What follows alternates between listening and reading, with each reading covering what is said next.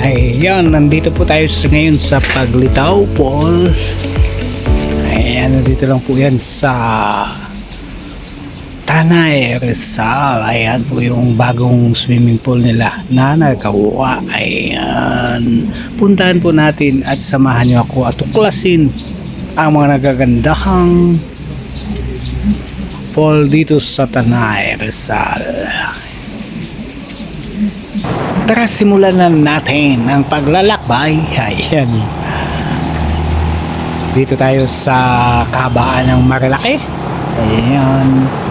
Kung pupansin nyo yung mapaligid ay napakaganda at napakasariwa yung mga hangin dito.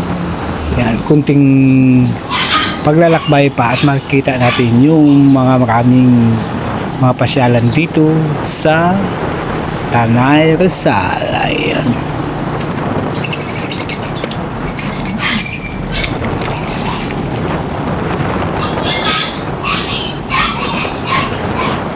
Ingay naman yung aso nila doon sa tabi. Ayan, parang nakatali. Ayan.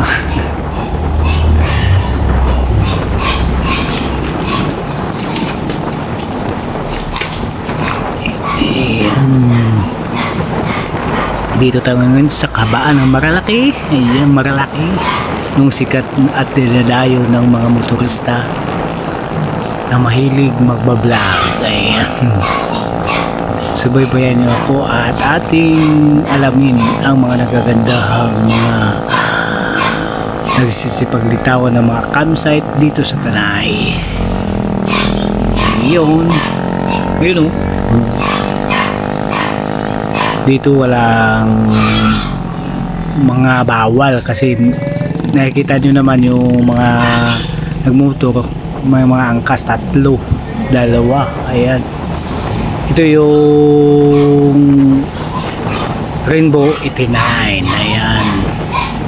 Hinto tayo muna ng sandali dito sa Rainbow 89. Ditong maraming mga pasyalan dito. Dito yung 89 Rainbow. Rainbow 89 pala. Ayan. Yung sa unahan banda kunti, nandiyan naman yung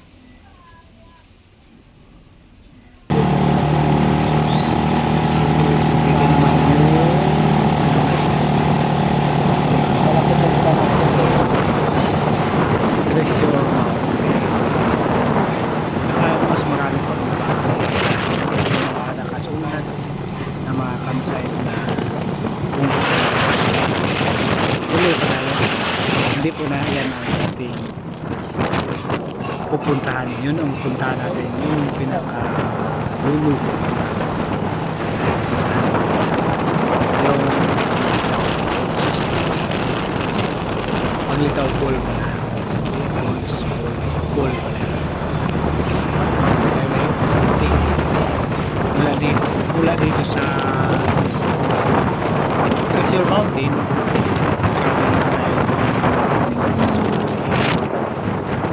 Medyo matagal-tagal pa. Abang-abangan nyo naman ako at aking tuklasin sa susunod yung Dara Mount Laraitan. Dito muna tayo pasyal-pasyal dito sa Paglitaw Falls. Isa lang po yan yung daanan nila Paglitaw Falls sa Daranak Falls. Daranak Falls tsaka Paglitaw Falls. Kaya lang, isa lang yun na. Hindi naman na parang nagway lang siya. Yung kabila sa kanan yung Paglitaw Falls. Tsaka yung Daranak Falls. Sumakay siya. Napakaganda yung daanan. Tsaka halos puro talaga spot. Yan maraming namamasyal dito. At saka pagdating ng alas 3, alas 4, mas malamig na. Kaya mas marami namamasyal dito. Tulad ngayon, napakaraming tao talaga. Punong-puno yung mga sila.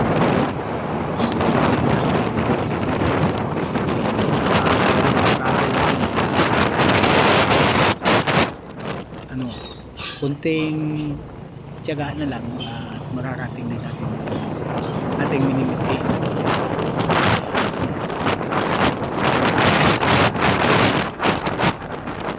Sa mga nais pumunta pala rito sa Paglitaw Falls, pool pala ay from Quezon City, travel kayo na mga 2 oras. Ayan. Kung saan man kayo galing, basta from Quezon City, 2 oras talaga yan pag mabagal-bagal yung takbo natin. Pag 60, 50, 70 takbo natin. Pero pag lumagpas na doon, takbo tayo ng 80, 90, 100, medyo mas mabilis pa yun. Mas mabilis po natin marating yung ating pupuntahan pag ganun ang speed, top speed nyo. Kaya lang ako medyo mabagal lang kasi chill lang tayo kasi yung motor lang natin medyo mahina na, matanda na yan kasi yung motor natin 17 years old na. Yaka 100 lang ang speed, 100cc lang siya. Yan, mayroon pang pasyalan dito papasok. Ayan, nandito na tayo papasok sa Daranak. Ayan, yan yung Daranak. Ayan, diretso tayo sa looban at yung daanan nila rito medyo rough road, medyo putol-putol pa yung daanan. Mayroong siminto, mayroong rough road. Ayan, medyo mag-travel pa tayo ng mga 10 to 15 minutes from dito sa Bungad hanggang doon sa pinaka-pool nila. Ayan.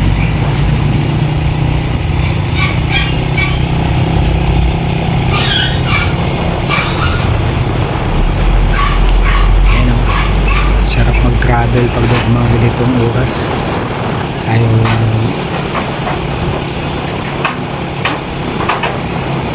bakit? Walang ano?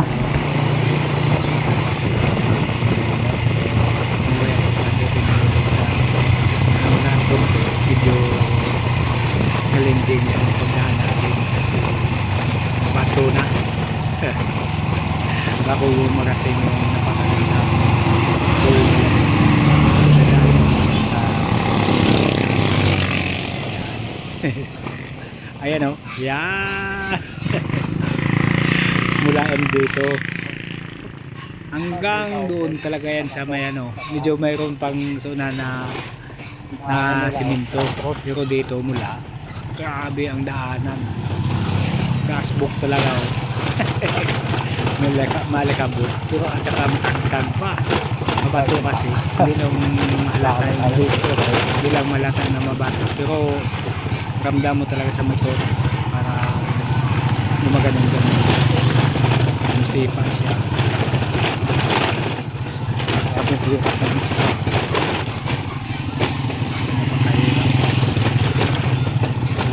sa challenging daan.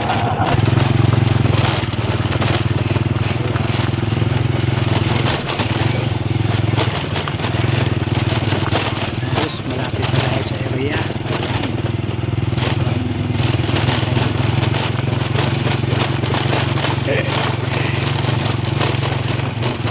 Makita Paglitaw. Medyo mahaba yung road nila rito papasok. Napaka test ko naman ang hangin sa mapuno. So challenging na travel dito. Sabi nila maganda spot.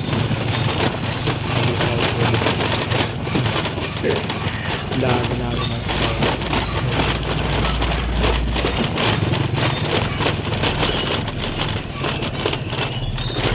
kanyang nag-iisa pero nag-iisa na naka-inmax na parang naligaw din yan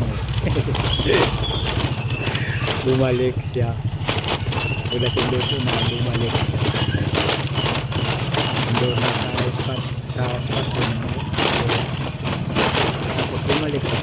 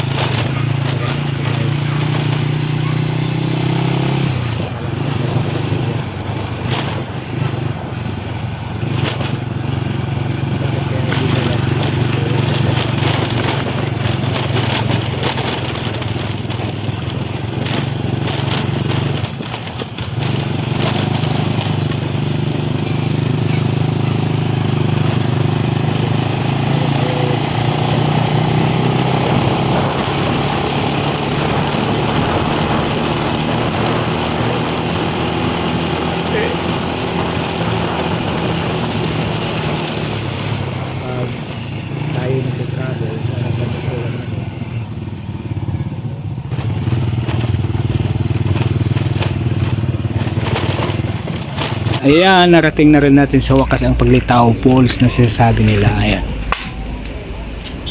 Ayan, napakaganda falls. Kailang hindi pa nila pinapaliguan kasi wala pang tubig. Yung sa kabila, mayroon na. Ayan. Dagsa ang tao ngayon dito. Ayan, pupunta natin yung pinaka-area. Ito pa lang to, sa bungad pa lang dyan. Pero yung sinasabi na Paglitao Falls, dun pa sa una-unahan. Ayan, lalakad pa tayo ng mga 1 minute siguro bago natin marating yung Paglitao Falls. Ayan.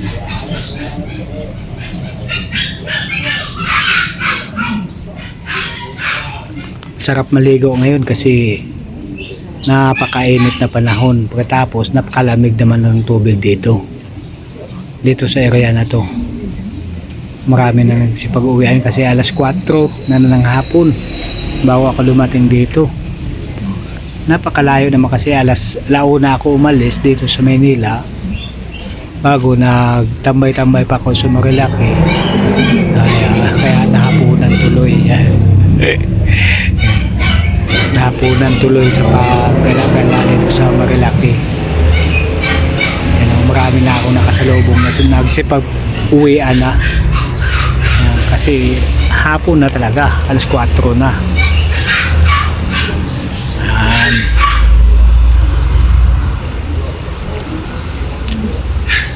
Halos nagsisipag-uwian na eh. Sabi nga ng kausap ko dyan, mamaya na ko na lang sasabihin sa inyo yung mga pinatuklasan dyan. Napaka labo na ng tubig. Napakalabo na ng tubig kasi ang daming nagsipag-uwian. Pwede na sir mag-ikot-ikot? Pwede na mag-ikot-ikot? 1,000 katao na daw, sabi ng mama kanina kausap ko. Punong tao, ang dami. Tingnan kung gaano ka labo ang tubig. Samantalang galing pa yan ng Bukal. Grabe labo. Punong-puno bawat area. Ang dumi na. Lang daw, sabi ng guard kanina. Sabi ng guard, nabawasan ng ako kasi marami nang nag-experience ano. Ang labo talaga. Grabe, napakalinis na ito eh.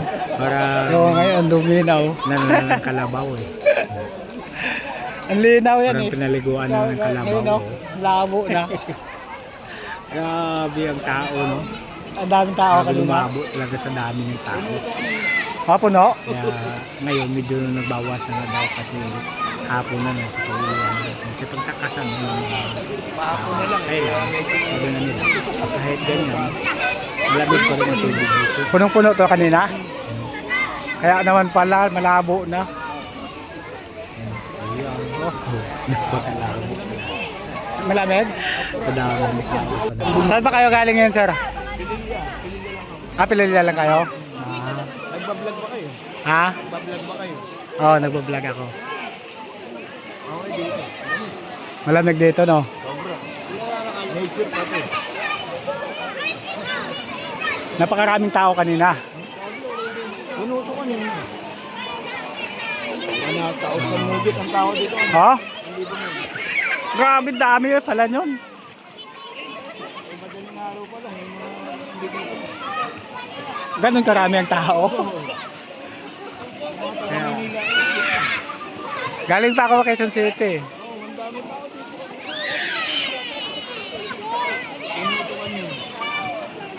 Kaya ang tubig eh. Kaya nga, lumabo na talaga, oh. Ayan. Labo na ng tubig, oh. Samantalang, ang linaw nito. Nakapunta ako dito sa beses nung unang vlog ko dito. Ang linaw ng tubig. Ganda. Sa dami pa naman siguro ng tao, ah. Matagal ka na rin vlog eh. Hindi. Puno ito kanina. Punong-puno to kanina. Kaya naman pala, malabo na.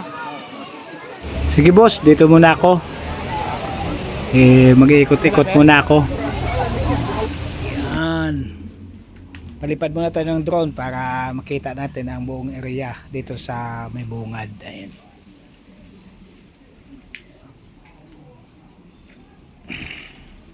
Thank you so much sa lahat ng nag-follow sa akin and nag-like and subscribe na rin ang aking YouTube channel para lagi kayo updated sa mga na-upload kong video. Thank you so much sa lahat ng nagsusubaybay sa YouTube channel ko. Mabuhay tayong lahat. Hanggang dito na lang at maraming salamat sa ating lahat.